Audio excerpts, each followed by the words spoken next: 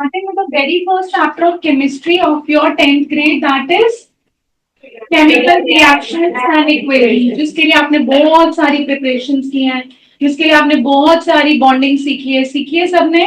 कौन से दो टाइप की बॉन्डिंग सीखी है? Ionic bonding and covalent bonding. So if you are pro in ionic and covalent bonding, तो आपको आराम से ये सारे रिएक्शन समझ में आते चले जाएंगे. So before we deep dive into the reactions and the equations, so here we are having two words, children. Can you tell me what is the difference between a reaction and an equation? Or are these two represent the same thing? And if it represents the same thing, so why the name of the chapter is chemical reactions and equations? कौन बताएगा? सोचो. देखो 10th class में आ गए हो, अगर अपने दिमाग यूज नहीं किया करोगे और बोला नहीं करोगे तो आपको कितना भी पढ़ा दिया जाए, आप एग्जाम्स में 100% अचीव नहीं कर सकते. आप सबकी टेंडेंसी बन चुकी है बचपन से ये पढ़ने की कि जो हमें बोला जा रहा है उसी को रट के हम रिपीट करके सुनाते. ऐसे ही पढ़ाया जाता है. एबीसीडी से शुरू होते हो, वो आपको रट रट के सुनाया जाता है और उसी को सुनते हो और उसी को मंत्र की तरह दोबारा पढ़ देते हो. बट हमारे ब्रेन को फंक्शन करना नहीं सिखाया जाता कि हमें सोचना कैसे और सोच के अपनी ओपिनियन कैसे रखनी है, which is the most important skill. तो अब आप मुझे सोचो, I am giving you that freedom. आप मुझे सोच कर बताओ कि रिएक्शंस में और इक्वेशंस में क्या फर्क हो सकता है. जो आपके दिमाग में आ रहा है वो बताओ. Do not take any help, need ही नहीं है, क्योंकि यहाँ पे क्वेश्चन आंसर राइट और रॉन्ग का नहीं है. शिविका, नीचे देख के कुछ भी देखने की जरूरत नहीं है. जो आपके माइंड में आ रहा है वो बोलो, इरिस्पेक्टिव आ रहा है या सही आ रहा है. यस पर you. Ma'am, chemical reaction refers to the formation of new substances when by two substances which undergo a formation or a transformation. And ma'am, equation refers to the symbols or names given to each element when they undergo a transformation to form a new substance. आपने school में start कर दिया? हाँ, yes ma'am. Okay okay, बोलिए. आपने words पढ़े हैं, very good. Reactions when new substances are form. So the full name is chemical reaction. सो ये केमिकल रिएक्शन किस चीज का एडवांस फॉर्म है? What type of change is it? Chemical change. Have you all learned about chemical change? Chemical changes में आपने क्या पढ़ा था? What is the primary attribute of any chemical change? Yes, a new substance is formed with new properties. What was the attribute? A new substance is formed with new properties. So whether you are saying a chemical change or you are calling out as a chemical reaction, it is one of the same thing. So all chemical changes are nothing but chemical reactions. And when we represent those reactions in the form of symbols, then we call them chemical equations. जैसे कि हमने बोला hydrogen, we said hydrogen reacted with oxygen, right, to give you water. So what does it indicate? It has indicated a chemical change has happened. We had the two reactants which reacted together, hydrogen and oxygen. ये दोनों कैसी हैं? ये हमने 9th में भी discuss किया था. Both of them exist in gaseous state. But the state of existence of water at room temperature is liquid, right? तो जब मैंने इस केमिकल रिएक्शन को किसकी हेल्प से रिप्रेजेंट किया? सिंबल की हेल्प से रिप्रेजेंट किया, तो हमने इसको क्या बोल दिया? Chemical equation. याद रहेगा? This is a word equation, this is a chemical equation. और अब से आज से आपको कभी भी वर्ड इक्वेशन नहीं लिखनी. आपसे बात कैसे की जाएगी? सिंबल्स की हेल्प से की जाएगी. आई एम एक्सपेक्टिंग कि मैंने आपको बहुत कुछ दिया हुआ है. आपको सिंबल्स ऑलमोस्ट जितने आपको चाहिए वो मैं दे चुकी हूँ. बट जो बच्चे न्यूली ज्वाइंड है, कहीं स्ट्रगल कर रहे हैं, do not feel hesitated in asking कि मैम मुझे नहीं पता चला आप ये क्या बोल रहे और क्या लिख रहे. तो आप अपना हैंड रेज करेंगे और उसी टाइम मुझसे पूछेंगे कि I am struggling with this compound. I don't know what compound is it, right? Because I will be speaking the names, but I will be writing the formulas. मैं बोलूंगी ना but लिखूंगी क्या? Chemical formulas. Is this clear? Is this clear, everybody? Now moving ahead. What are chemical reactions? Chemical reactions क्या होती हैं जरा हम अच्छे से समझते हैं. What are chemical reactions?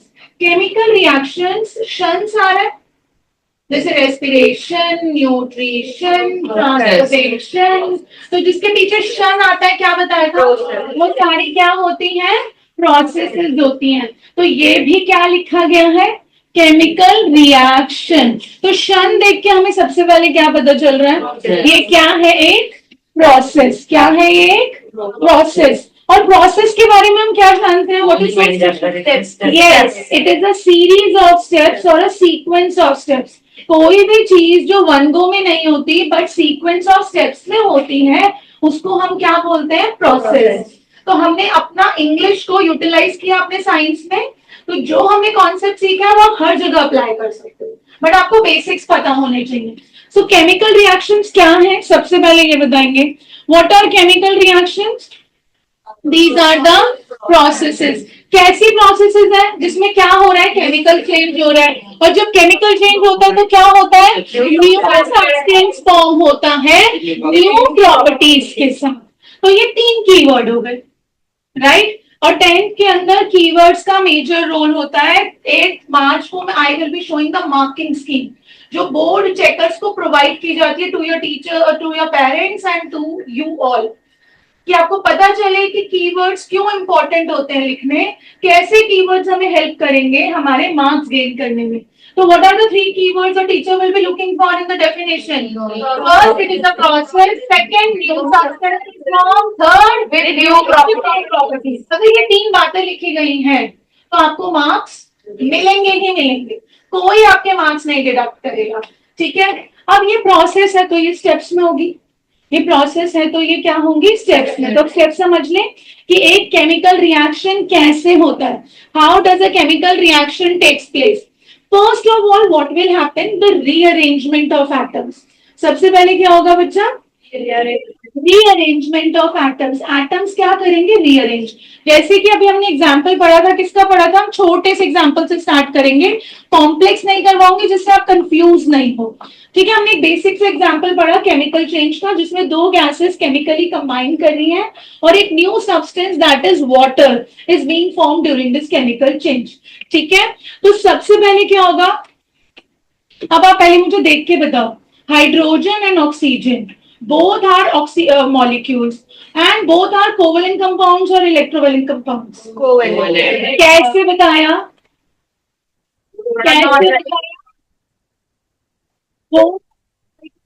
Non-metal covalent. Oxygen non-metal covalent. Water भी कैसा है?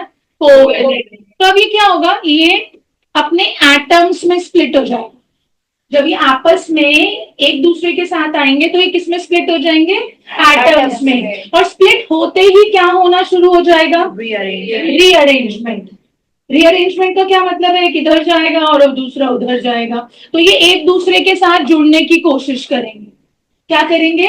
एक दूसरे के साथ जुड़ने की कोशिश करेंगे. रीअरेंजमेंट जब होता है जब जो पुराने केमिकल बॉन्ड्स हैं वो टूट जाते हैं. पुराने केमिकल बॉन्ड्स कौन से थे? हाइड्रोजन और हाइड्रोजन के बीच में सिंगल कोवेलेंट बॉन्डिंग थी. ऑक्सीजन और ऑक्सीजन के बीच में डबल कोवेलेंट बॉन्डिंग थी. तो पुराने बॉन्ड्स क्या हो गए? ब्रेक हो गए. आपको याद है आयनिक कोवेलेंट बॉन्डिंग सिखाया था मैंने आपको. तो इसमें सिंगल कोवेलेंट बॉन्ड है. ऑक्सीजन में कैसा बॉन्ड है? डबल कोवेलेंट बॉन्ड है. तो अब हाइड्रोजन ऑक्सीजन कैसे होगा? Single covalent bond. So the old bonds have been broken down. After breaking of the old bonds, what has happened? Rearrangement. Rearrangement होने के लिए क्या होना जरूरी है? Breaking of old bonds. ठीक है. अब जो rearrangement हो रहा है वो किसके बीच में हो रहा है? Reactant species. What are reactant species? Which are reacting together. And what are the product species? A new substance which is formed. उसको हम क्या बोलते हैं? Product. जो आपस में रिएक्ट कर रहा होता है, केमिकल बॉन्डिंग हो रही होती है, उसको हम क्या बोलते हैं? Reactant species. So by looking at this reaction, can you all tell me what are the reacting species? Hydrogen and oxygen. Right? So the rearrangement of atom is taking place between the reacting species, and due to the rearrangement, what has happened? Break of old chemical bonds. कौन से bond break हुए? Single covalent bond break हो गया hydrogen hydrogen के बीच में, double covalent bond break हो गया oxygen oxygen के बीच में, ये बॉन्ड टूट गए और क्या हो गया? रीअरेंजमेंट हो गया. रीअरेंजमेंट की वजह से क्या हो गया? न्यू केमिकल बॉन्ड फॉर्म हो गया. कहाँ बन गया न्यू केमिकल बॉन्ड? ऑक्सीजन और हाइड्रोजन में. तो क्या आपको नया रीअरेंजमेंट देखने को मिला? और ये रीअरेंजमेंट कब पॉसिबल था? जब पुराने बॉन्ड्स टूटे. नया रीअरेंजमेंट कब पॉसिबल है? जब पुराने बॉन्ड्स टूट जाएंगे. जब तक पुराने बॉन्ड. न्यू फ्रेंडशिप कब होती है? नए दोस्त कब ढूंढना शुरू करते हो?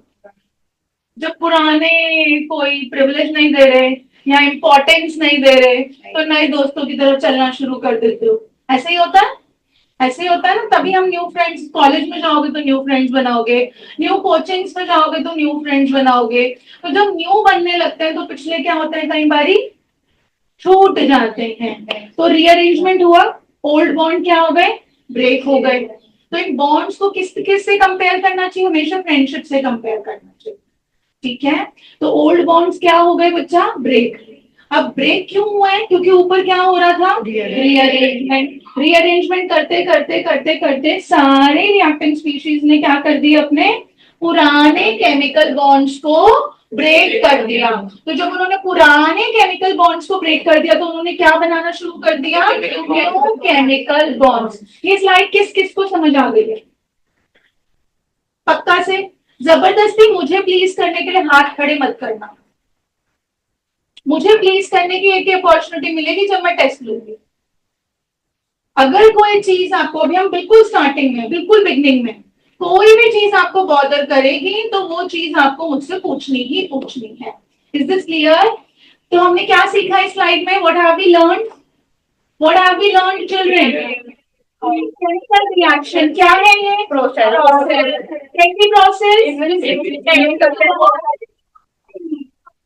स्टेप्स हो रहे होंगे. स्टेप्स हो रहे हैं. स्टेप नंबर 1,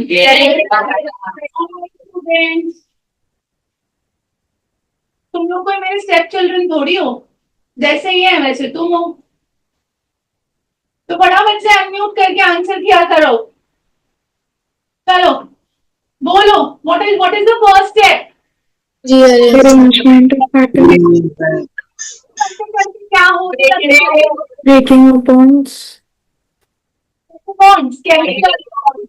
थर्ड स्टेप में क्या हुआ? Making of new chemical bonds. have started forming. तो यहाँ पे हमने ब्रेकेज किसमें देखी? हाइड्रोजन मॉलिक्यूल ब्रेक हो गया, ऑक्सीजन मॉलिक्यूल ब्रेक हो गया. अब ब्रेक होते होते उन्होंने क्या कर लिया था? रीअरेंजमेंट. और रीअरेंजमेंट के बाद उन्होंने क्या किया? New chemical bonding. और न्यू केमिकल बॉन्डिंग का क्या मतलब है? नया सब्सटेंस फॉर्म हो चुका है नई प्रॉपर्टीज के साथ. नया सब्सटेंस फॉर्म हो चुका है नई प्रॉपर्टीज के साथ. तो जरा ये भी चेक कर ले कि ये बात सही है या गलत है. चेक कर ले. राइट. तो नया सब्सटेंस क्या फॉर्म हुआ? Writing the reaction again. H2 plus O2 gives H2O. Right. तो न्यू सब्सटेंस की न्यू प्रॉपर्टीज होनी चाहिए. क्या वाटर की प्रॉपर्टी हाइड्रोजन से मैच करती है? No, hydrogen ma'am. highly inflammable. Yes. Hydrogen की प्रॉपर्टी क्या है? Highly inflammable. राइट. की प्रॉपर्टी क्या है? Supports combustion. Combustion. Supports combustion. Water, is it highly inflammable? Check करो. कहाँ है? And it supports anti-combustion. तुम्हें उसको भूलने की नीड ही नहीं है. हाँ तो ये लेना. Let him finish. Highly inflammable है क्या? Water highly inflammable है? No. क्या water combustion को support करता है? No. Water anti-combustion है. मतलब ये तो कुछ नया ही बन Anti-combustion. प्रॉपर्टीज भी क्या है? बिल्कुल नहीं है. तो प्रोडक्ट कभी भी अपनी रिएक्टिंग स्पीशीज की प्रॉपर्टी मैच नहीं करता. जो दोनों रिएक्टिंग स्पीशीज थी, जैसे हाइड्रोजन और ऑक्सीजन कैसे हैं? गैसियस स्टेट में एग्जिस्ट करते हैं।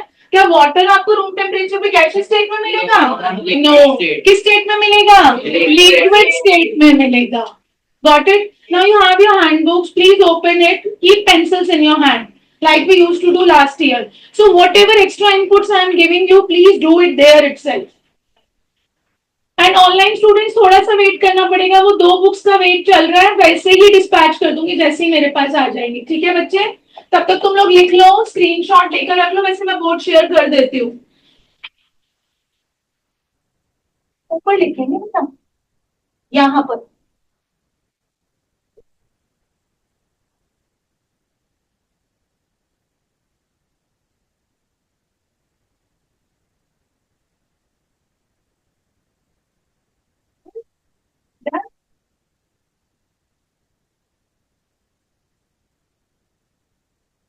आप प्रॉपर्टीज नहीं लिख रहे हैं और मुझे पता है भूल जाओगे। लिखी आपने?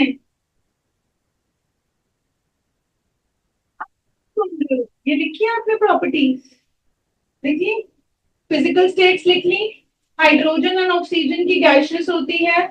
देखिए फिजिकल स्टेट्स आप लोग ब्रैकेट में भी लिख सकते हैं, H2 gas plus O2 gas gives H2O which is in liquid form. So whenever you find these states, right, you will always get them in the brackets. ठीक है? So we define the physical states into 4 major forms. हम यहीं पे बात कर लेते हैं. What are the 4 major forms जिसमें हम physical state की बात करते हैं? S stands for solid. ये आप अपने help box में लिख सकते हैं. L stands for liquid and G stands for gaseous state, right? And which is the 4th state, children? Aqueous मतलब solid in liquid, right? Which can be dissolved. तो उस स्टेट को हम क्या बोलते हैं? aqueous. तो वो होती लिक्विड फॉर्म ही है, but that is solid dissolved in liquid. Kanika पीछे चले जाओ, आगे आ जाओ, उठ के आगे देख, और इसके बाद जमीन पे बिठाऊंगी, ध्यान रखना।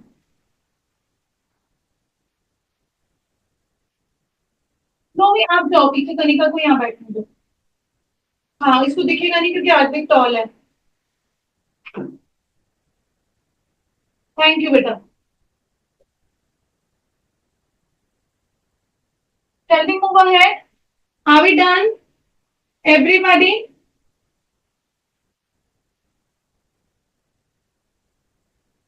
So now we will be doing the activity which is magnesium ribbon activity, the very first activity of your chapter, activity 1.1, that is magnesium ribbon activity. Which activity we are doing? Magnesium ribbon activity. Now see children, what is this activity talking about? आप जब अपने chemistry के chapters पढ़ोगे book में, NCERT में, तो इस सब बहुत सारे एक्सपेरिमेंट्स हैं, क्योंकि बहुत सारे केमिकल रिएक्शंस पढ़ रहे हो, तो वो सारे एक्सपेरिमेंट्स किस फॉर्म में गिवन है आपके बुक में? एक्टिविटीज की फॉर्म में। तो इसी चैप्टर के अंदर आपको कम से कम 10 to 11 एक्टिविटीज मिल जाएंगी। Although I have uploaded, but somehow this is troubling us today. But in next class, I will be showing you all those activities from NCERT itself. But आज आप समझ लोगे। So the very first activity we are doing is the magnesium ribbon activity. अब magnesium is a reactive metal. Magnesium का nature क्या है? बहुत reactive है। Reactive कैसे पता चल रहा है? Atomic number याद है? magnesium का atomic number याद है? 12 होता है। तो 12 मतलब उसकी इलेक्ट्रॉनिक कॉन्फ़िगरेशन 282 होती है। ठीक है, तो अब ये देखो कि इसका जो बैलेंस इलेक्ट्रॉन है वो थर्ड शेल में बैठा हुआ है, तो सारा का सारा जो इलेक्ट्रोस्टैटिक फोर्स जो प्रोटॉन्स प्रोवाइड कर रहे होते हैं न्यूक्लियस में बैठकर, वो दूर है या पास है? एक एग्जाम्पल लो आप बेरिलियम का, एक एग्जाम्पल लो मैग्नीशियम का। जो बात मैं बोल रही हूँ उसको समझने के लिए, beryllium is 4, magnesium is 12, beryllium is 2,2, magnesium is 282। ठीक है, जो बेरिलियम है उसका इलेक्ट्रॉनिक शेल मॉडल कुछ ऐसा होगा। दिस इज के, दिस इज एल। ये दो इलेक्ट्रॉन्स यहां बैठे होंगे, यस। और अगर आप मैग्नीशियम की बात करते हैं तो दिस इज न्यूक्लियस के, एल एंड एम। तो उसके दो इलेक्ट्रॉन्स एम शेल में है। किसके दो इलेक्ट्रॉन्स न्यूक्लियस से ज्यादा दूर है? फीड नहीं कर रही हूँ, सोचो। मैग्नीशियम के जो इलेक्ट्रॉन्स हैं वो न्यूक्लियस से कहाँ हैं? They are far as compare to beryllium.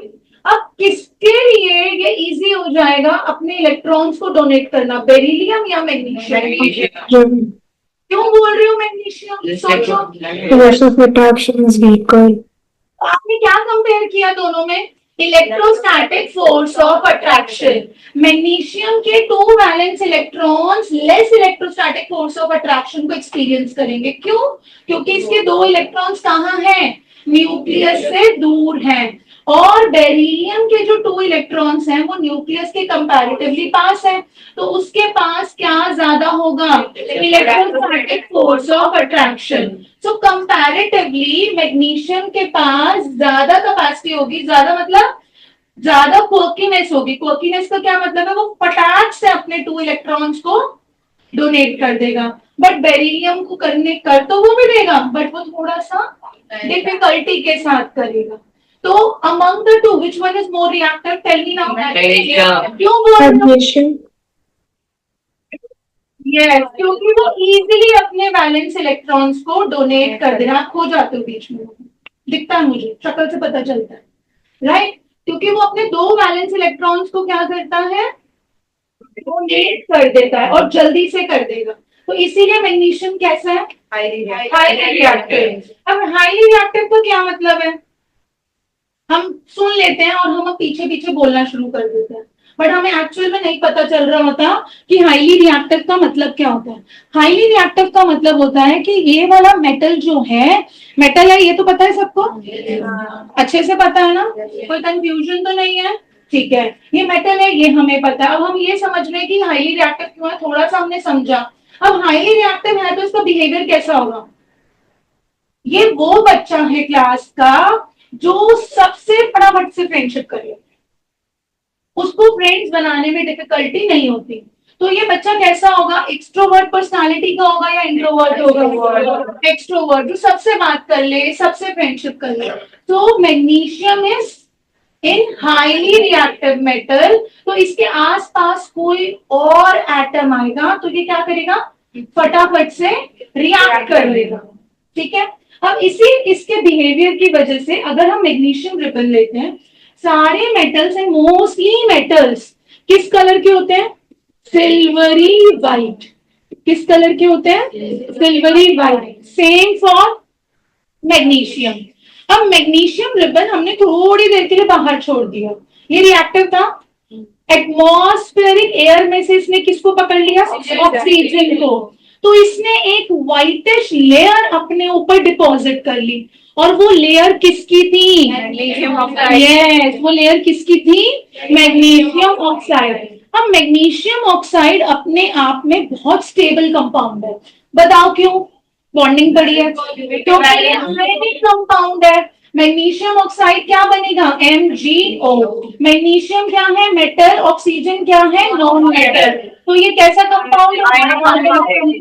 Relate कर रहे हो? कनेक्ट कर रहे हो जो पढ़ा था? तो आयनिक कंपाउंड कैसे होते हैं? High strong force of attraction. तो ये एक प्रोटेक्टिव लेयर बन गया। And the layer of magnesium oxide always interrupts in the burning of magnesium ribbon. तो अगर मुझे मैग्नीशियम रिबन को बर्न करना है, जो कि मुझे कौन नहीं करने दे रहा? Magnesium oxide. तो मुझे क्या करना पड़ेगा? I have to remove it. And how we can remove it? By rubbing it with sandpaper. कैसे रिमूव करेंगे हम इसको? By rubbing it with sandpaper. ये बात किस किस को क्लियर होगी? पक्का से? मैग्नीशियम एक हाईली रिएक्टिव मेटल है। जब भी वो एटमॉस्फेरिक एयर की एफिनिटी में आएगा तो वो उसमें किसके साथ रिएक्ट करेगा? ऑक्सीजन के साथ। और किसका लेयर बना लेगा? मैग्नीशियम ऑक्साइड का लेयर बना लेगा। और मैग्नीशियम ऑक्साइड का एक प्रोटेक्टिव लेयर है। Will it interferes in the combustion of magnesium? Yes. So it will not let the combustion happening easily. So what is the primary thing that one is supposed to do? Yes, to remove the layer of magnesium oxide. How we can do it? ये आपको activity आपके schools में करवाई जाएगी, दिखाई जाएगी, जिसमें शायद आपने जूनियर क्लास में भी किया होगा, राइट? जिसमें आप मैग्नीशियम को एज अ रिबन लोगे, right? You rub the ribbon with the sand paper. Why we are doing so? To remove magnesium oxide. So when we are rubbing it with sandpaper, we have removed the layer of magnesium oxide. We have the plain magnesium ribbon. Now we burn it, we heat it, right? We are going to burn it. So what will happen? The two are chemically reacting together. तो chemical reaction हुआ है तो मतलब क्या क्या हुआ होगा? Rearrangement हुआ होगा. रीअरेंजमेंट होते होते सारे पुराने बॉन्ड टूट गए और नए बॉन्ड बन के क्या बन गया? Magnesium oxide. और मैग्नीशियम ऑक्साइड कैसा है? और जब ये बर्न हो रहा होता है, लेट जा अंशुल, पूरा लेट जा.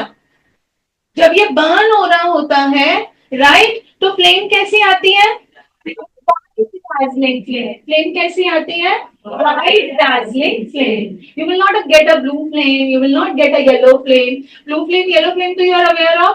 कैंडल पे कैसा फ्लेम आता है? Yellow flame. बंसन उस पे कैसा फ्लेम आता है आपके गैस स्टोव पर? Blue flame. But this is neither a blue flame nor a yellow flame. What kind of a flame? Bright dazzling flame. Sparkling. Sparkling. ना फूलझड़ी जैसी होती है. हाँ बिल्कुल सही बोल रहे हो.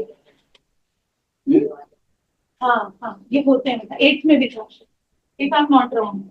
जूनियर क्लासेस मुझे ज्यादा याद नहीं रहती क्योंकि मैं टच में नहीं हूँ. 8th में था.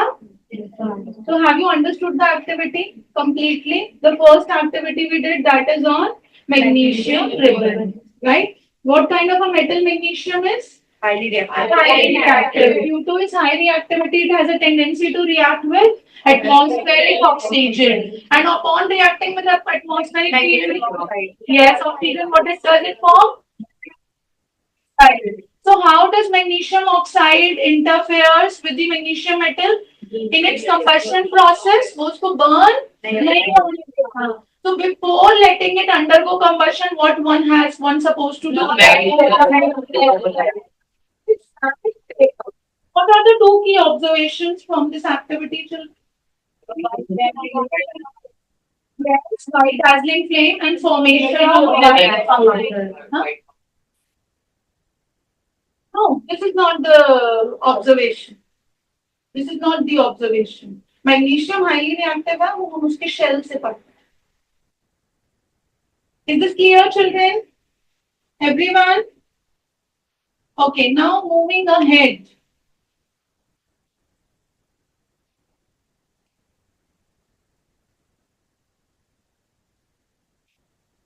We will be moving towards the characteristics of chemical reaction. हमने समझा कि chemical reaction क्या होता है. हमने magnesium ribbon activity भी किया. बट कोई chemical reaction ही हो रहा है, ये हम कैसे समझ सकते हैं? By not deep every time, so you cannot work on atoms, you cannot work on compounds. But by looking certain attributes, you should be able to make out that yes, a chemical reaction has taken place. जैसे कि जब आपने potassium पर magnet water में डालोगे तो वो कैसा हो गया? Deep purple. Deep purple. अब उसी पोटेशियम पर मैग्नेट में थोड़ा सा सिट्रिक एसिड डाल दो, उसका पर्पल कलर चला जाएगा, तो कलर चेंज हो गया. तो दैट मीन्स उसने सिट्रिक एसिड के साथ रिएक्ट किया. सिट्रिक एसिड आप मतलब लाइम जूस भी आप उसमें स्क्वीज कर सकते हो. तो इसका क्या मतलब है कि उसने सिट्रिक एसिड के साथ रिएक्ट किया और कुछ न्यू बनाया होगा जिसका कलर कलरलेस था, जिसका अपना कोई खुद का कलर नहीं था. तो वो भी क्या इंडिकेट करता है? That a chemical reaction has taken place. अब कोई दो चीजें रिएक्ट कर रही हैं, उस टाइम पे क्या हो सकता है? Evolution of gas. कोई भी गैस इवॉल्व हो सकती है. ठीक है, हाइड्रोजन गैस इवॉल्व हो सकती है, नाइट्रोजन डाइऑक्साइड हो सकती है, कार्बन डाइऑक्साइड हो सकती है. तो अगर कोई गैस इवॉल्व हो रही है तो हम क्या कंक्लूड कर देंगे? केमिकल रिएक्शन हो रहा है, कोई केमिकल चेंज हो रहा है. दूसरा, फॉर्मेशन ऑफ प्रेसिपिटेट. अब प्रेसिपिटेट क्या होता है? आपने कभी मम्मा को वार्म मिल्क में लाइम स्क्वीज करते हुए देखा है? पनीर बनाते हुए देखा है? तो जब लाइम स्क्वीज करते हैं तो उसका फैट और प्रोटीन अलग हो जाता है। आपने देखा है उसका वाटर अलग हो जाता है और सॉलिड पार्टिकल्स आ जाते हैं। तो व्हाट इज दैट? प्रेसिपिटेट। तो प्रेसिपिटेट इनसॉल्यूबल प्रोडक्ट होता है। प्रेसिपिटेट क्या होता है बच्चा? Insoluble product. ठीक है, ये वाटर में डिजोल्व नहीं होता, इसके पार्टिकल्स हमेशा आपको अलग से भी दिखते हैं। यस, प्रेसिपिटेट आपकी कलरफुल होती है, कोई प्रेसिपिटेट व्हाइट होती है, कोई प्रेसिपिटेट येलो भी होती है। ठीक है, so we also recognise them with the help of colours. Now next is colour change. मैंने अभी आपको किसका एग्जांपल दिया? Potassium permanganate. क्या स्क्वीज कर रहे हो? लेमन। लेमन में क्या है? Citric acid. अब सिट्रिक एसिड स्क्वीज करने से क्या हो गया? Purple colour disappears and the solution turns colorless. Got it? तो ये भी क्या इंडिकेट कर रहे हैं? जो चीज पहले पर्पल कलर की थी अब उसके पास अपना कोई कलर ही नहीं बचा। तो दैट मीन्स, इससे ये तो आप समझ पा रहे हो ना कि अब वो पोटेशियम परमैंगनेट तो नहीं है क्योंकि पोटेशियम परमैंगनेट का अपना कलर क्या है? Deep purple. अब उसका कलर जा चुका है तो दैट मीन्स कुछ और बन चुका है। यस और no? Something else has started forming. So, what does it indicate? A chemical reaction. What does it indicate? Chemical reaction. ये बात किस किस को समझ आ गई? पक्का से? Okay. The fourth is temperature change. अब हम बात करें टेम्परेचर चेंज की। टेम्परेचर इंक्रीज भी हो सकता है और टेम्परेचर डिक्रीज भी हो सकता है। कुछ रिएक्शंस ऐसे होते हैं, कुछ कंपाउंड्स ऐसे होते हैं जिनको जब हीट करोगे तभी रिएक्ट करेंगे। जैसे आपने मैग्नीशियम को जब ऑक्सीजन के साथ रिएक्ट करवाया तो आपने हीट किया, आप बर्न कर रहे थे तो दैट मीन्स आपने हीट दी, और आपने हीट दी तो उसका टेम्परेचर क्या हो गया? इंक्रीज हुआ, डिक्रीज हुआ? पक्का? जब हम हीट दे रहे होते हैं तो सराउंडिंग्स का टेम्परेचर ड्रॉप हो जाता है। क्यों? क्योंकि मैग्नीशियम ने और ऑक्सीजन ने ये सारी हीट को यूज कर लिया, एब्जॉर्ब कर लिया, तो सराउंडिंग टेम्परेचर क्या हो जाएगा? तो ऐसे रिएक्शंस जो हीट को यूज कर लेते हैं, एब्जॉर्ब कर लेते हैं, ऐसे रिएक्शंस को क्या बोला जाता है? Endothermic reactions. और कुछ रिएक्शंस ऐसे होते हैं कि आपने दो कंपाउंड को हीट भी नहीं किया, बट जब आपने क्या किया आपने उन दोनों को रिएक्ट करवाया तो उसमें हीट इवॉल्व होना शुरू हो गई। जैसे कि आप क्विक लाइन लो, राइट? CaO, क्विक लाइन में आप वाटर डाल दो, ठीक? क्विक लाइन में आप वाटर डाल दो तो वो क्या बना देगा? स्लेट लाइन बना देगा, CaOH गोल्ड 2। और साथ में वो बीकर में जिसमें आप ये दोनों चीजें मिक्स कर रहे हो, बीकर कैसा हो जाएगा? वार्म हो जाएगा। ये भी आपकी एक एक्टिविटी है। तो बीकर वार्म हो गया मतलब सराउंडिंग में क्या रिलीज हो रही है? हीट रिलीज हो रही है। सराउंडिंग में क्या रिलीज हो रही है? हीट रिलीज हो रही है। मतलब ये एक ऐसा रिएक्शन है जो हीट ले नहीं रहा, हीट दे रहा है। तो ये कैसा रिएक्शन होगा? Exothermic reaction. पर लेट मी टेल यू, हमने इसमें बात करी, अभी मैंने आपको सिंप्लीफाइड फॉर्म में बताया क्योंकि अभी आपने इससे ज्यादा कोई रिएक्शन पढ़ा नहीं है। बट इन एक्चुअल जो बर्निंग ऑफ मैग्नीशियम रिबन है वो एंडोथर्मिक नहीं है। वो कैसा रिएक्शन है? क्यों है? जब आप उसको बर्न कर रहे थे तो फ्लेम प्रोड्यूस हो रहा था। जब फ्लेम प्रोड्यूस हो रहा है तो सराउंडिंग में क्या रिलीज होना शुरू हो गई? हीट दे भी रहे हो, हीट निकल भी रही है, पर जो हीट रिलीज हो रही है वो हीट एब्जॉर्ब से कहीं ज्यादा है। तो इसीलिए इस रिएक्शन को आप किस कैटेगरी में डालोगे? और मार्क माय वर्ड, भी क्वेश्चन तो तुम्हारे पेपर में मिलेगा। और बहुत सारे बच्चे यही गलती करते हैं कि आपने यहाँ हीट का साइन देखा तो ये कैसा रिएक्शन हो गया? ये ऐसा रिएक्शन है जो हीट को एब्जॉर्ब कर रहा है और यूज कर रहा है। फटाफट में क्या लिखा है? एंडोथर्मिक। बट ये एंडोथर्मिक तो है नहीं। ये कैसा रिएक्शन है? क्यों है? क्योंकि इसने हीट जो एब्जॉर्ब करी वो कहीं कम थी as compare to the heat evolve.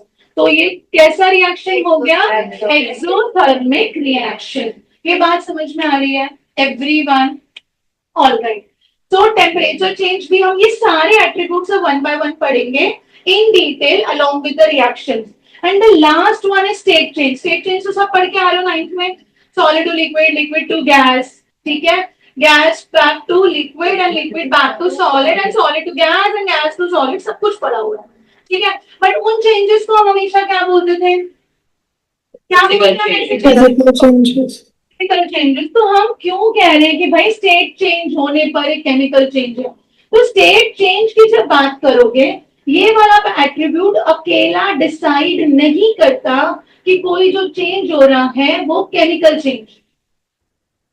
अगर स्टेट चेंज के साथ गैस इवॉल्व हो रही है तो केमिकल चेंज. स्टेट चेंज के साथ पीपीटी फॉर्म हो रहा है तो केमिकल चेंज. स्टेट चेंज के साथ कलर चेंज भी हो रहा है तो भी क्या है, केमिकल चेंज. स्टेट चेंज के साथ टेम्परेचर चेंज हो रहा है तो भी क्या है, chemical change. Is this clear? Understood? Yes. Precipitate एक सॉलिड इनसॉल्युबल प्रोडक्ट होता है. सॉलिड मतलब आपने कोई सब्सटेंस X है और आपके पास सब्सटेंस Y है. जब ये दोनों सब्सटेंस केमिकली रिएक्ट करेंगे तो substance W plus substance Z बन जाएगा, जिसमें से W जो है वो वाटर में इनसॉल्युबल होगा और जो Z है लेट्स से वो वाटर में सॉल्युबल होगा. तो जो W है जो वाटर में डिसॉल्व नहीं हो रहा, उस W को क्या बोलोगे, प्रेसिपिटेट. और शॉर्ट फॉर्म में जब आप रिएक्शन में प्रेसिपिटेट लिखते हो तो आप इतना बड़ा वर्ड नहीं लिखते, आप क्या लिख देते हो, पीपीटी. प्रेसिपिटेट को क्या बोलते हैं, पीपीटी. याद रहेगा, याद रहेगा. तो इस तरह के आपको रिएक्शंस मिलेंगे हर एट्रीब्यूट को लेके. तो आपको अप्लाइड फॉर्म में कैसे पूछा जाएगा, जब हम ये सारा टॉपिक कर लेंगे तो वो आपको रिएक्शन देगा और वो आपसे पूछेगा कि इस रिएक्शन को देख के बताओ कि ये रिएक्शन इन पांचों में से कौन सा कैरेक्टरिस्टिक शो कर रही है. तो आपको रिएक्शन को देख के जज करना होगा कि उसमें गैस इवॉल्व हो रही है या उसमें पीपीटी बन रही है या फिर उसमें कलर चेंज हो रहा है या फिर टेम्परेचर चेंज हो रहा है. अगर टेम्परेचर चेंज हो रहा है तो ठीक से बताओगे कि वो एक्सो था या फिर एंडो था, राइट. और क्या हो रहा है, स्टेट चेंज. स्टेट चेंज अकेला डिसाइड नहीं करता. स्टेट चेंज के साथ क्या होना चाहिए, साथ में या तो एवोल्यूशन ऑफ गैस हो जाए या पीपीटी फॉर्म हो जाए या फिर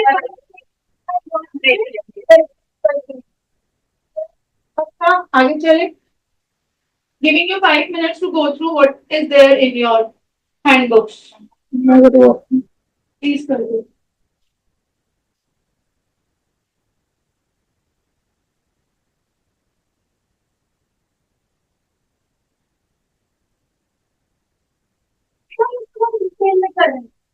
अभी सिर्फ मैंने आपको ओवरव्यू दिया, फॉर्मेशन ऑफ ऑफ गैस सब कुछ डिटेल में करें, ठीक है. दोबारा भी कर रहे हैं और डिटेल में करें.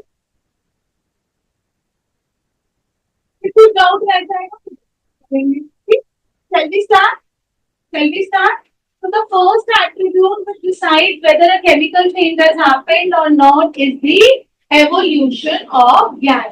तो जब भी आप कोई गैस इवॉल्व होती हुई देखोगे, कोई भी दो चीज मिक्स करने पर, तो आप क्या कंक्लूड कर दोगे, what has happened? A chemical change has happened or a chemical reaction has taken place.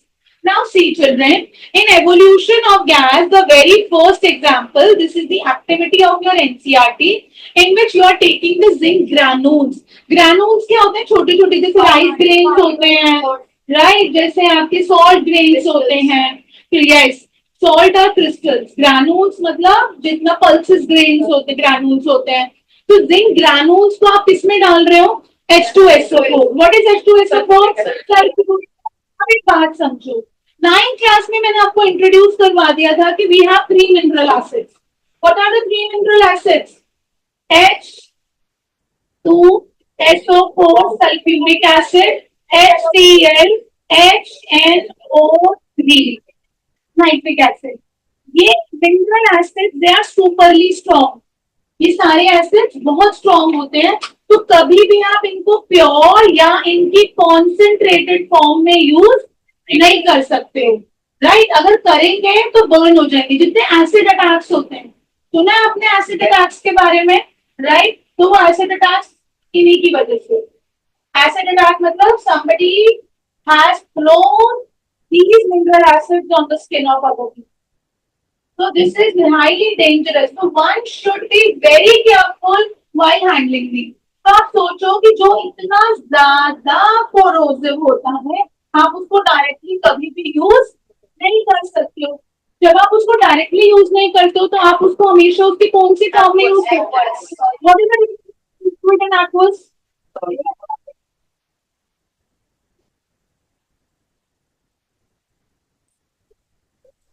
इसका मतलब है solid and liquid as well as liquid and liquid, क्योंकि आप H2SO4 की बात करोगे वो है तो लिक्विड, बट अगर आपने उसको वाटर में डिसॉल्व कर दिया तो आप उसकी कौन सी फॉर्म ले रहे हो?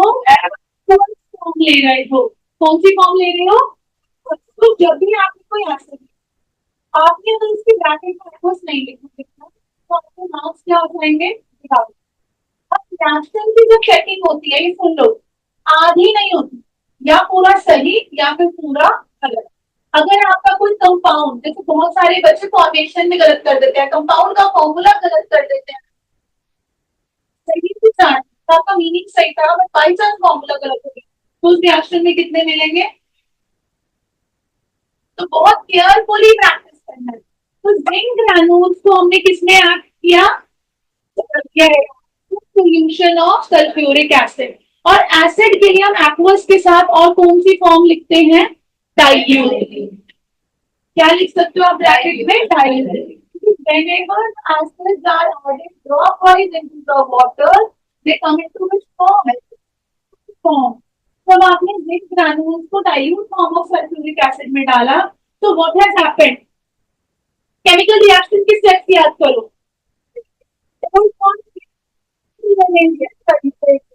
और न्यू बॉन्ड फॉर्म. अब देखो, जब ये रिएक्शन हो रहा होगा, ये करना स्टार्ट करेंगे और जितनी रिएक्शंस आपके हैंड बुक में आएंगी सब में पेंसिल से करोगे. ये जो मैं करवा रही हूँ ये आपकी अंडरस्टैंडिंग के लिए है, ये आपको एग्जाम में नहीं करके आना हो, ठीक है? ये सिर्फ आपके समझने के लिए है. तो जब new bonds old bonds break हो रहे होते हैं, तो जो मेटल और नॉन मेटल होते हैं वो आयंस में कन्वर्ट होते हैं. तो जिंक मेटल है तो वो आयन बनाएगा, राइट? तो ये क्या बनाएगा? Zn2+. पता है सबको? और जब सल्फ्यूरिक एसिड ब्रेक हो रहा होगा तो वो H+SO4 2-. Do you remember the activity जिसमें कंपाउंड्स आयन स्प्लिट किए थे? वो क्यों करे थे? इस दिन के लिए किए थे. अब ओल्ड बॉन्ड ब्रेक हो चुके हैं, अब ये रीअरेंजमेंट होगा, मतलब पुराने फ्रेंड्स गए, न्यू फ्रेंड्स बनाने हैं. तो जिंक के लिए न्यू फ्रेंड क्या होगा? SO4. तो जिंक अब बनाओ खुद से, यहाँ पे करो working. Zn2+ SO4 2- cross over ZnSO4. तो मेन कंपाउंड, मेन प्रोडक्ट क्या बन गया? सल्फेट. क्या बन गया? सल्फेट. ध्यान से देखो, जिंक सल्फेट आपका एक मेन प्रोडक्ट बन गया, बट अभी क्या बचा हुआ है? हाइड्रोजन बचा हुआ है. तो जब भी किसी भी रिएक्शन को करते हुए सिर्फ हाइड्रोजन आयंस बचते हैं, तो कौन सी गैस फॉर्म होती है? छोटी छोटी बातें याद, क्या याद रखनी? छोटी छोटी सी चीजें, कॉन्सेप्ट याद रखना है. हमने इसको क्या किया? आयंस में ब्रेक कर दिया, ओल्ड बॉन्ड्स ब्रेक कर दिया. अब हम क्या करवा रहे हैं? रीअरेंजमेंट करवा रहे हैं. अब रीअरेंजमेंट करवाते टाइम क्या बन गया? जिंक सल्फेट बन गया. और क्या बच गया? Hydrogen ions. और हाइड्रोजन आयंस जब भी बचेंगे वो क्या बनाएंगे? ध्यान रहेगा एवरीबॉडी. अब कैसे पता चल रहा है कि ये हाइड्रोजन गैस इवॉल्व हो रही है? ये टेस्ट करना भी जरूरी है. So we have a test for hydrogen gas. Hydrogen gas always burns the candle with pop-up sound. ठीक है? तो आपको टेस्ट पता होना चाहिए कि जो गैस इवॉल्व हो रही है वो हाइड्रोजन है या कोई और है. ऑक्सीजन होगी तो वो कंबशन सपोर्ट करती है. कंबशन तो हुआ बट एक पॉपअप साउंड भी होगा. पॉपअप साउंड क्या इंडिकेट कर रही है? कौन सी गैस है? Yes. Is this clear? Are we clear with the concept? Have we understood the evolution of gas? Right? This is very important reaction. अब देखो, this was the concept. मेरी मर्जी, मैं रिएक्शन बदल दूं, मैं जो मर्जी करूं, बट तुम्हें करना आना चाहिए. अगर मैं बोल रही हूँ मेरे पास मैग्नीशियम मेटल है और मैं उसे रिएक्ट करवा रही हूँ HCl के साथ डाइल्यूट फॉर्म में, तो मुझे प्रोडक्ट बताओ, प्रोडक्ट बताओ। कॉपी करो तो आयन Mg2 प्लस, मैग्नीशियम का आयन क्या होता है Mg2 plus, right, HCl H plus Cl rearrangement Mg2 plus Cl minus MgCl2। अब ये बच गया, इसका क्या जाएगी, absolutely right। You find them difficult? Why? Give me reason। क्या हुआ मेरी वजह से? It's about you know the basics। तुम्हें बेसिक्स आ रहे हैं, तुम्हें आयंस की फॉर्म पता है। अब वो उस बच्चे की कंडीशन सोचो जिसे आयन ही नहीं पता। अब हम ये करते चले जाएं और उसको आयनिक स्टेट ही नहीं पता, तो वो बच्चा कनेक्ट कर पाएगा? वो बच्चा कभी भी कनेक्ट नहीं कर पाएगा। तो इसीलिए बेसिक स्ट्रॉन्ग होना मतलब आपके रूट स्ट्रॉन्ग हो। Are you getting this? अब एक major important thing, chemistry always works with exception. तो जहां सारे रूल फॉलो करते हैं तो कुछ रूल ब्रेकर्स भी होते हैं। जैसे hydrogen is a rule breaker for metals, carbon is a rule breaker for semi metals, right? तो यस, अब आप देखो हमारे पास 3 मिनरल एसिड्स हैं, H2SO4, HCl and HNO3। अब इन तीनों में से जो ये है ये बहुत स्ट्रॉन्ग है और ये बहुत स्ट्रॉन्ग ऑक्सीडाइजिंग एजेंट है, ठीक है? हाँ, क्या करना है पता नहीं। ओके, ये क्यों क्या है? ये बहुत स्ट्रॉन्ग ऑक्सीडाइजिंग एजेंट है, तो इसके आसपास कोई और मेटल नहीं पटा सकता। ये सिर्फ 2 ही मेटल्स के साथ रिएक्ट करता है, एक होता है मैग्नीशियम और एक होता है मैंगनीज। और कोई मेटल, सोडियम ले लो, जिंक ले लो, आयरन ले लो, ये किसी भी मेटल के साथ रिएक्ट नहीं करे, ठीक है? तो रिएक्शन किसके साथ करके दिखा सकते हो? H2SO4। रिएक्शन किसके साथ करके दिखा सकते हो? HCl। बाय चांस ऐसा भी होता है, टीचर्स कई बार गुगली भी करते हैं, जैसे कि आपके टीचर ने बोल दिया Fe प्लस HNO3, तो आप क्या लिखोगे आंसर में? No reaction. आंसर में क्या लिखोगे? No reaction. ये मेटल है, ये HNO3 है। अब बच्चा क्या करने लगेगा? बच्चा शुरू हो जाएगा Fe2 plus H plus NO3 minus FeNO3 करना शुरू हो जाओगे, बेसिक्स के साथ चले जाओगे। बट केमिस्ट्री में बेसिक्स के साथ साथ किस पे काम करना होता है? एक्सेप्शन, और एक्सेप्शन पे ज्यादा ध्यान देना होता है। क्यों देना होता है? क्योंकि टीचर्स उन्हीं चीजों को पकड़ते हैं जो बहुत रेयर होती है। Are you getting this? इसी रिएक्शन के बारे में बहुत डिटेल में बात की गई है chapter 3 of chemistry, metals and non metals. But मैं यहाँ पे तो तुम्हें आ जाता।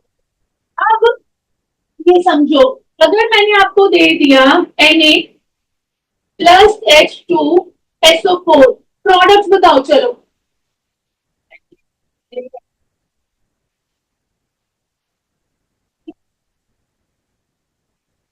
तो ये हुआ क्या होगा?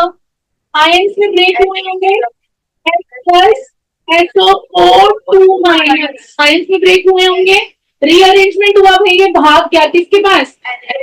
SO4 2 minus, SO4 2 minus is nothing but sulfate ion। तुमने क्या बना दिया? Sodium sulphate Na2SO4। और हाइड्रोजन आयन क्या बनाएंगे? हाइड्रोजन।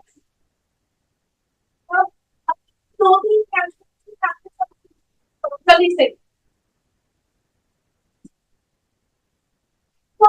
सॉलिड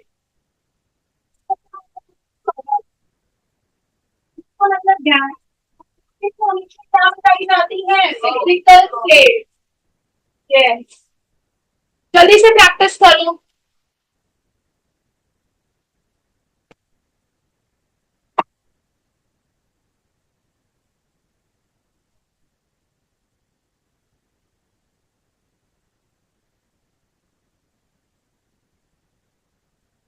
चलिए move to next slide. Are you comfortable? तो अभी हमने कौन से सारी एग्जांपल्स पढ़े हैं बताइए पहले मुझे। एवोल्यूशन ऑफ हाइड्रोजन गैस, आपने सारे एग्जाम्पल्स, तो आपने क्या सीखा? देखो, एक स्केलेटल इक्वेशन बनाओ। स्केलेटल इक्वेशन क्या बोलती है समझो। जब भी आप किसी मेटल को, राइट, किसी भी डाइल्यूट एसिड के साथ रिएक्ट करेंगे तो हमेशा क्या बनेगा? Corresponding salt. कंपाउंड्स को हम सॉल्ट्स भी बोलते हैं, ठीक है? It doesn't mean only NaCl। Chemical compounds को हम क्या बोलते हैं? सॉल्ट्स भी बोलते हैं। और हमेशा कौन सी गैस इवॉल्व होगी? Hydrogen gas. तुम्हारा मन है तो तुम G लिखो, गैसियस स्टेट। तुम्हारा मन है तो तुम अपवर्ड एरो लगा दो। अपवर्ड एरो भी क्या इंडिकेट करता है? गैस, ठीक है? Because gases have the tendency to move in upward direction. बिल्कुल जरूरी है, फिजिकल स्टेट्स को बताना बिल्कुल जरूरी है। मेटल आपका हमेशा सॉलिड फॉर्म में होगा, right? Metals are generally solid except mercury, right? Dilute acids are always in their dilute form. Dilute हम बोल चुके हैं। जो आपको सॉल्ट सॉल्यूशन बनेगा वो सॉलिड भी हो सकता है और कुछ केस में वो aqueous भी हो सकता है। And hydrogen will always be in which form? Gaseous form. Write the skeletal equation. This will always help us to memorize and work on any kind of chemical reaction which we address.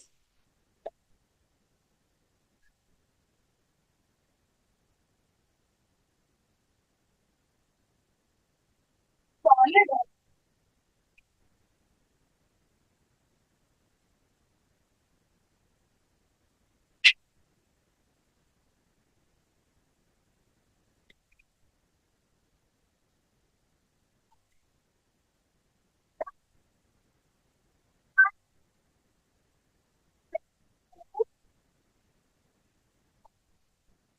Next student, कलिया बेटा, समझ में आ रहा है?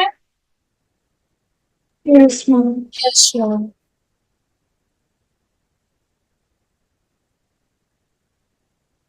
पक्का? Clear कर दूं? Everyone, Diksha,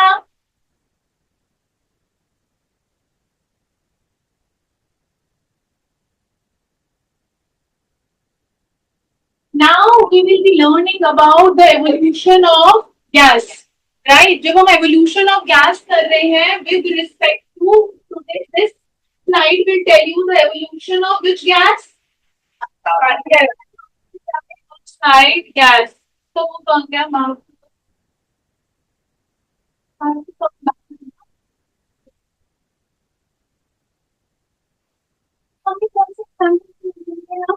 taking sodium carbonate and HCl. Don't look at the product side. हमेशा ये याद रखना कि पहले प्रोडक्ट साइड की तरफ मत देख, पहले रूल को समझ। सबसे पहला चीज आपको क्या बताती है? ओल्ड बॉन्ड्स ब्रेक हो रहे हैं और रीअरेंज कर रहे हैं, ठीक है? तो अब आप इसको आयनाइज करो। ओल्ड बॉन्ड ब्रेक होने का मतलब होता है आयनाइजेशन हो रही है,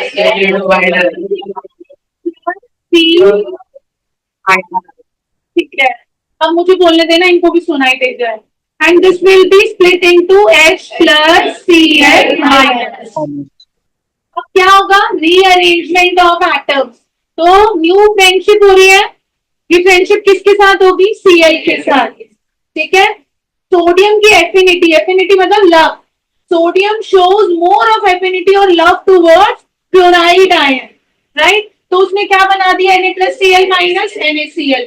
और सॉल्ट, ये क्या है? Chemical salt. फॉर्म क्या है उसकी? Physical state aqueous, right? अब जब भी आपके पास H प्लस और CO3 2 माइनस, ये फिर से आपका हेल बॉक्स बन रहा है। जब भी आपके रिएक्टिंग स्पीशीज रिएक्ट कर रहे हैं और रीअरेंजमेंट हो रहा है H प्लस CO3 2 माइनस, ये दो आयन जब भी आपको दिखाई दे तो हमेशा क्या बनेगा? वाटर और कार्बन डाइऑक्साइड, हमेशा, ऑलवेज। तो आप ये ध्यान रखेंगे जब भी आप स्प्लिट कर रहे हैं और आपके पास कौन सा आयन आ रहा है? H plus and CO3 2 minus, तो बाय प्रोडक्ट में हमेशा क्या बन के आएगा? Water and carbon dioxide. ये बात किस किस को क्लियर हो गई? पक्का? Everyone online? ओके। अगर हमारे पास H प्लस आ रहा है तो क्या बनेगा? H2, ठीक है? ऐसे करके लिखो। अगर हमारे पास H plus plus CO3 2 minus आ रहा है तो क्या बनेगा H2O और CO2। ये बेसिक्स होते हैं, ठीक है। और बाकी मेटल नॉन मेटल की तरफ भागेगा और क्या बना लेगा, chemical salt. Is this clear? Is this clear everybody? For sure. Okay, तो अब यहाँ पे भी गैस इवॉल्व हो रही है और कार्बन डाइऑक्साइड अगेन कलर लेते हैं। कैसे पता करें कि ये कार्बन डाइऑक्साइड है या फिर हाइड्रोजन है? अब कार्बन डाइऑक्साइड होगी, कैंडल लेकर जाओगे वो क्या हो जाएगी, कार्बन डाइऑक्साइड के साथ। कार्बन डाइऑक्साइड तो फायर एक्सटिंग्विशर में यूज करते हो, तो एक्सटिंग्विश हो जाएगी, बुझ जाएगी कैंडल। हाइड्रोजन गैस होगी तो candle it will lit up more with popup sound. और फिर हमारे पास कार्बन डाइऑक्साइड को टेस्ट करने के लिए दूसरा टेस्ट होना चाहिए। कार्बन डाइऑक्साइड की टेंडेंसी होती है to turn lime water milky. Carbon dioxide की टेंडेंसी क्या होती है बच्चा, to turn lime water milky. Lime water क्या होता है, snake lime, right. Lime water, snake lime dry form होती है कैल्शियम हाइड्रोक्साइड की और लाइन वाटर एक्वस फॉर्म होती है। तो लाइन वाटर क्या है बच्चा, कैल्शियम हाइड्रोक्साइड। अब समझ में आ रहा है कि मैम बार बार क्यों बोलती थी कि कॉमन नेम याद कर लो, क्यों, क्योंकि टेस्ट फॉर CO2 क्या होता है, टर्निंग लाइन वाटर मिल्की, ठीक है। अब इसका एक स्पेशल केस है, वो भी पढ़ेंगे। I will give you time for writing Harshita, hold on, I am explaining. So we have lime water. We allow the carbon dioxide gas to pass through lime water. हमने एक टेस्ट ट्यूब में lime water लिया और उसमें से हमने क्या पास करवाई, कार्बन डाइऑक्साइड गैस। और आफ्टर सम टाइम हमने क्या ऑब्जर्व किया, द गैस टर्न्स मिल्की। वो गैस कैसी हो गई, मिल्की। कलर चेंज दिखा, कलर चेंज दिखा, मतलब ये क्या हुआ, केमिकल रिएक्शन हुआ। Colour change is one of the attribute जो हमें क्या बताता है, केमिकल रिएक्शन हो रहा है। मतलब जो ये मिल्कीनेस है ये किसी न्यू सब्सटेंस की वजह से आई होगी। लाइम वाटर का अपना कलर क्या है, no colour, it is colourless. Colour को लेके बहुत एग्जामिनर्स खेलते हैं, ठीक है। लाइम वाटर का अपना कलर क्या है, कोई कलर नहीं है, जैसे ही आपने उसमें से क्या पास करवाया, कार्बन डाइऑक्साइड, तो वो कलरलेस क्या हो गया, व्हाइट कलर का हो गया, ठीक है। एक व्हाइट कलर का फॉर्मेशन शुरू हो गया and this is a precipitate, right. Curdy precipitate आ जाना। अब वो क्या बता रहे हैं कि न्यू सब्सटेंस फॉर्म हुआ है, वो न्यू सब्सटेंस क्या था, कैल्शियम कार्बोनेट। अब ये कैसे बना, केमिकल रिएक्शन हुआ, चेक करो, केमिकल रिएक्शन हुआ होगा तो आयनाइजेशन हुई होगी, CH2 प्लस OH माइनस। और कार्बन डाइऑक्साइड जब भी आयनाइज होती है तो वो कार्बोनेट आयन बनाती है। कार्बन डाइऑक्साइड हमेशा क्या बनाएगी, कार्बोनेट, ठीक है। अब ये क्या करेगा, ये दौड़ के भागा और इसके पास, क्योंकि उसको तो न्यू फ्रेम चाहिए, पुराने से उसका मन भर गया, तो ये Ca2 plus CO3 2 minus forms और हाइड्रो ऑक्साइड। अब ये हाइड्रोक्साइड आयंस जब भी मिलेंगे, खाली हाइड्रोक्साइड आयन से हमेशा क्या बनाएंगे, वाटर। क्या बना देंगे, वाटर। क्या ये बात क्लियर हो रही है, क्या ये बात क्लियर हो रही है, यहाँ आपका हेल बॉक्स तैयार हो रहा है। Is this clear? सिर्फ हाइड्रोजन आयंस है तो हाइड्रोजन, हाइड्रोजन के साथ कार्बोनेट है तो वाटर और कार्बन डाइऑक्साइड दोनों, और सिर्फ हाइड्रोक्साइड है तो क्या बनेगा, वाटर। Is this clear? ये छोटे छोटे से पॉइंटर्स याद करने, जैसे जैसे रिएक्शंस में आगे बढ़ते जाओगे खुद ब खुद आंसर कि तुम्हारे पास बेसिक्स रेडी होंगे, राइट। अब देखो, it makes lime water milkiness क्यों आई। अब तुमसे पूछा जाए कि मिल्कीनेस क्यों आई, क्या बना, कैल्शियम कार्बोनेट। कैल्शियम कार्बोनेट का अपना कलर क्या है, व्हाइट, जिसकी वजह से क्या दिखी, मिल्कीनेस दिखी, और इसके साथ क्या है, वाटर, ठीक है। अब ये मिल्कीनेस धीरे धीरे धीरे धीरे चली जाएगी। अगर आप ये बन मिल्कीनेस आ गई और आपने अभी भी कार्बन डाइऑक्साइड को पास करने से नहीं रोका, आप पास कर ही जा रहे हो, करे ही जा रहे हो, करे ही जा रहे हो, तो ये मिल्कीनेस फिर से क्या हो जाएगी, डिसअपीयर। फिर से क्या हो गया, कलर चेंज हो गया। पहले कलरलेस टू व्हाइट हुआ, फिर व्हाइट टू कलरलेस हो गया, फिर से कलर चेंज हुआ, मतलब फिर से कुछ नया बना होगा जिसका खुद का कोई कलर नहीं है। अब वो नया क्या बनता है जब आप फर्दर CO2 पास करते हो, तो कैल्शियम हाइड्रोजन कार्बोनेट बनना शुरू हो जाता है। क्या बनना शुरू हो जाता है? Calcium hydrogen carbonate. और कैल्शियम हाइड्रोजन कार्बोनेट कैसा है? कलरलेस है। और दूसरी इंपॉर्टेंट बात, कैल्शियम हाइड्रोजन कार्बोनेट कैसा है? Soluble in water. कैसा है बेटा? Soluble in water. Is this clear? Is this clear online students? Yes, ma'am. Yes, ma'am. कविता ये ना बहुत आगे फोकस रखते हो आप, कम से कम इतना रखते हो, थोड़ा सा आना चाहिए। फिर मैं इधर उधर हो ना, मैं देख अब देख रहा था नहीं इधर।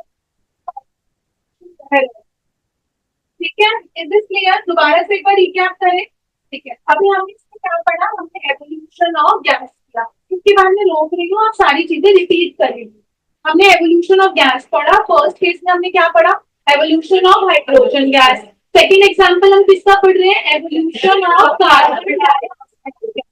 कोई भी कार्बोनेट, ठीक है, ऐसे चलती इनकी डील चलती है। कोई भी कार्बोनेट के साथ रिएक्शन हो रहा होगा तो पक्का से CO2 इवॉल्व होनी होनी। कोई ताकत नहीं रोक सकती कि CO2 इवॉल्व ना हो।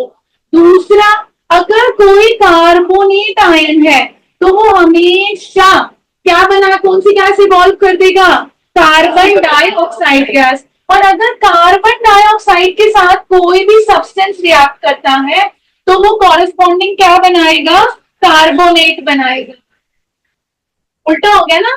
कार्बोनेट के साथ रिएक्शन हो रहा है तो कौन सी गैस इवॉल्व हो रही है? Carbon dioxide. और कोई सब्सटेंस कार्बन डाइऑक्साइड के साथ रिएक्ट कर रहा है तो वो क्या बना रहा है? कार्बोनेट। फर्स्ट एग्जांपल देखो, सोडियम कार्बोनेट ने HCl के साथ रिएक्ट किया तो ये कार्बोनेट था तो कौन सी गैस दिखी? CO2। ठीक है, और what do you know about CO2? It causes the global warming. क्योंकि एग्जामिनर ये डायरेक्ट प्लेट में सर्व करके नहीं देने वाला, वो आपको XYZ बताएगा। तो आपको XYZ को लेके क्लूज मिलेंगे और आपको खुद रिएक्शन को आइडेंटिफाई भी करना पड़ेगा। अब यहाँ देखो, आपने एक सब्सटेंस X है, उस सब्सटेंस X को आपने किसके साथ रिएक्ट करवाया? CO2 के साथ। क्या दिखा? कॉरेस्पॉन्डिंग एग्जांपल देख लिया आपने।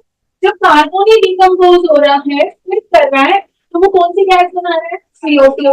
और जब कोई सब्सटेंस CO2 के साथ रिएक्ट कर रहा है तो वो कॉरेस्पॉन्डिंग क्या बना रहा है? Carbonate. Clear? Test for hydrogen gas, burning of candle with fog. What is the test for carbon dioxide gas?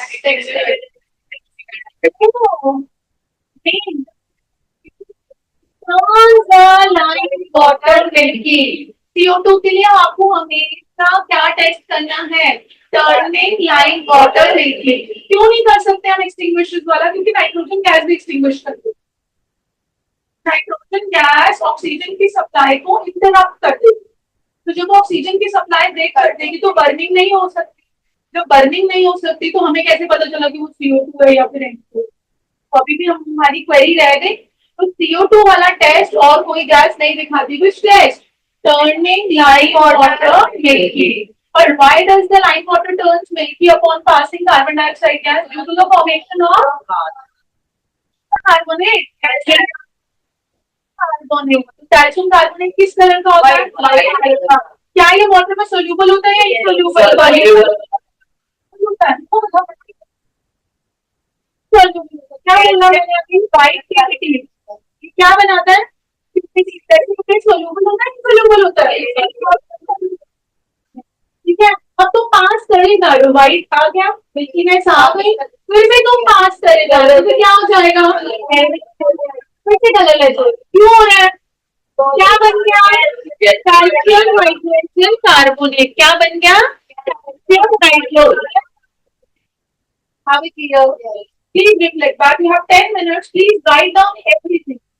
Everything. लिखो, अपने रजिस्टर्स खोलो, लिखो।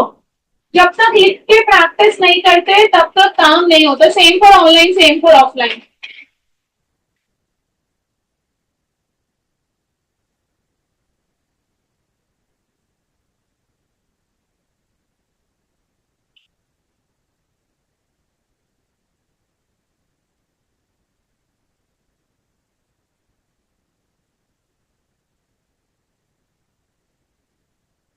हमने